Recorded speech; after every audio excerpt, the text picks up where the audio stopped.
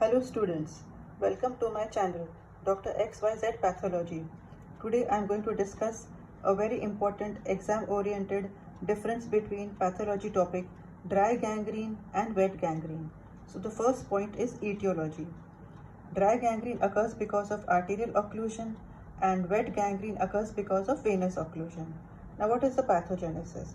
In dry gangrene there is ischemia leading to hypoxic injury that leads to coagulative necrosis, that is, there is little blood supply, fewer bacteria.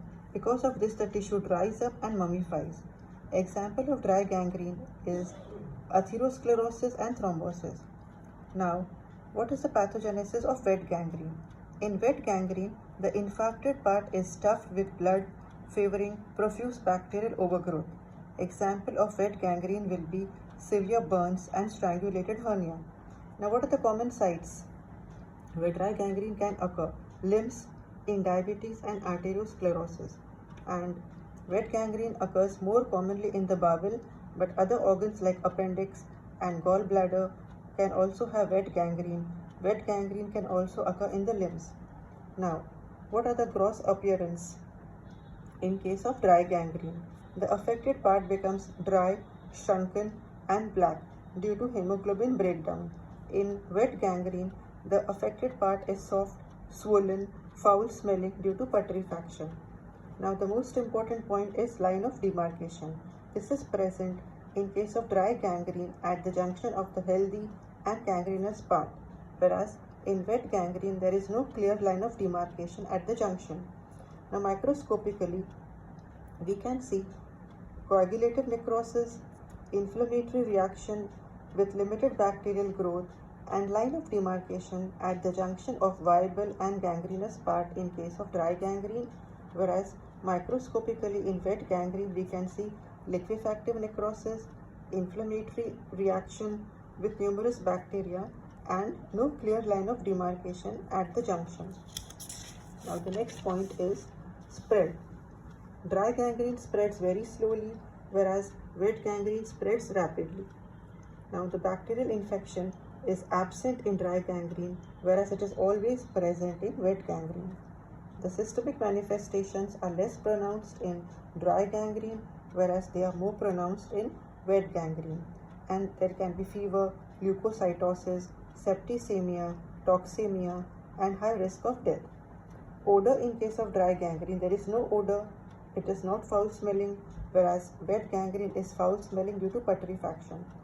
Now, the risk factors in dry gangrene are diabetes mellitus, atherosclerosis, Raynaud's disease. And the risk factors in wet gangrene are diabetes mellitus, bedridden patients because of bed sores. The prognosis in dry gangrene is better due to little septicemia, whereas the prognosis in wet gangrene is poor due to profound septicemia. Now, the important clinical note in case of dry gangrene is that the body undergoes auto-amputation, whereas this is an emergency condition, wet gangrene. Here we have to do surgical debridement or amputation to prevent fatal sepsis. So quickly, the most important difference between points are etiology, pathogenesis, common sites, gross appearance, line of demarcation, microscopic features, spread, bacterial infection, systemic manifestations, odor, risk factors, prognosis, clinical note. With this, you can score very good marks in your exams. Now, I will give you some important exam-oriented tips. Most important points of difference are 4 points. Just remember etiology, appearance, line of demarcation, and systemic manifestations.